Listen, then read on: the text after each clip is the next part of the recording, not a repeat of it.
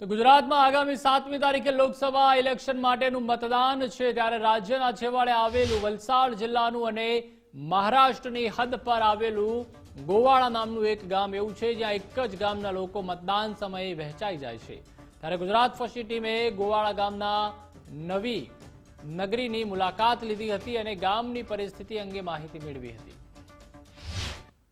લોકસભાની ચૂંટણીને લઈને જુદા જુદા તબક્કામાં મતદાન યોજાવાનું છે, ત્યારે આજે ગુજરાત ફર્સ્ટની ટીમ એવા વિસ્તારમાં પહોંચી છે। આ વિસ્તાર છે વલસાડ જિલ્લાના છેવાડે આવેલ ઉમરગામ વિસ્તાર। ઉમરગામનું જે આ ફળી જોઈ રહ્યા છે, ઉમરગામના ગોવાડા ગામમાં આવેલું આ નવી નગરી ફળ્યું છે। આ નવી નગરી ફળિયાની પરિસ્થિતિ ખૂબ જ અલગ છે, કારણ કે આ જે વિસ્તાર છે, આ વિસ્તારમાં આવેલું જે આ ઘરો છે એ અલગ અલગ વિસ્તારમાં ફેલાયેલા છે। આપ જોઈ શકો છો કે આ જે ઘર છે તે ગુજરાતમાં આવેલું ઘર છે, જ્યારે આ બાજુના જે ઘરો છે તે મહારાષ્ટ્રમાં આવેલું ઘર છે। એટલે કે આ એક જ ફળિયામાં રહેતા જે મતદારો છે તે જુદા જુદા સમયે મતદાન કરશે। ત્યારે અહીંની કેવી પરિસ્થિતિ છે અને કઈ રીતના તેઓ એક સાથે રહે છે અને મતદાન વખતે કઈ રીતના મતદાન કરે છે તે આપણે જાણવાનો પ્રયાસ કરીશું। આપણી પાસે અહીંના જે મતદારો છે તે જોડાયા છે। આ ગામની પરિસ્થિતિ કેવી છે, એક જ ફળિયું છે અને કયા કયા વિસ્તારો લાગે છે? આ જમણી સાઈડે ગુજરાતનું બોર્ડર છે અને ડાબી સાઈડે મહારાષ્ટ્રનું બોર્ડર છે। જેમની પાસે ગુજરાતની આઈડી પ્રૂફ હશે એ 7 તારીખે મતદાન કરશે ગુજરાતમાં, અને આ લોકોનું ચોથું ચરણમાં છે, એમનું જે આઈડી મહારાષ્ટ્રનું છે એ મહારાષ્ટ્રમાં કરશે। અલગ અલગ મતદાન ક્યારથી આ સમસ્યા ચાલી આવી છે? એ આ બધું ઘર જો બનેલા છે ઇન્દિરા આવાસ વખતે બધા બનેલા છે, પણ ગુજરાતમાં સુવિધા વધારે છે એટલે એ લોકો ગુજરાતમાં આવવાનો ઇન્ટરેસ્ટ વધારે છે, અને જમણી બાજુના છે એ લોકો ગુજરાતમાં રહે છે।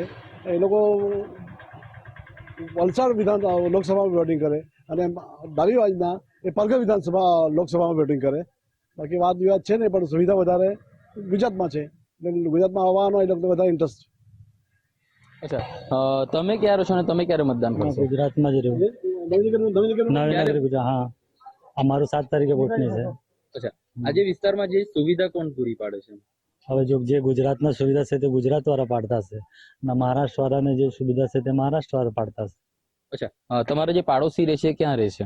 મહારાષ્ટ્રમાં રહેશે તે લોકો। અમુક પડોશી છે ગુજરાતમાં રહેશે, અમુક પડોશી છે મહારાષ્ટ્રમાં રહેશે। આ ક્યારથી આ ચાલી આવ્યું છે અલગ અલગ મતદાન એમ? આ તો જ્યારથી ચાલુ છે, જ્યારથી નવી નગરી બની ત્યારથી જ ચાલુ છે એમ કે અલગ અલગ વોટિંગ થાય।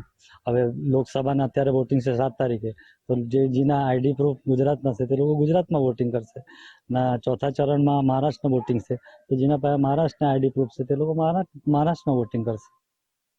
તો આમ વલસાડ જિલ્લાના છેવાડે આવેલો આ ઉમરગામ વિસ્તાર છે। ઉમરગામનો જે નવી નગરી વિસ્તાર છે, આ નવી નગરી વિસ્તારમાં રહેતા જે લોકો છે અલગ અલગ જે લોકસભા જે વિસ્તાર છે ત્યાં મતદાન કરશે।